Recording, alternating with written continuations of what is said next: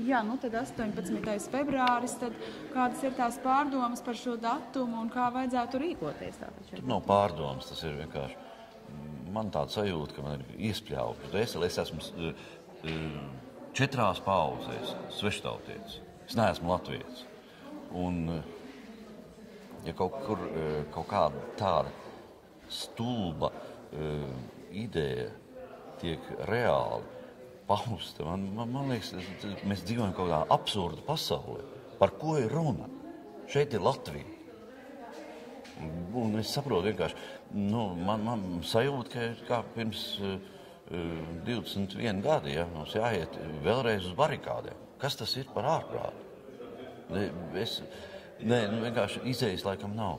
Vienkārši nelaime tā, ka viss ir aizlaists tik tālu, ka ir vienkārši jāaicina cilvēki aiziet un uzlikt to krustiņu pret.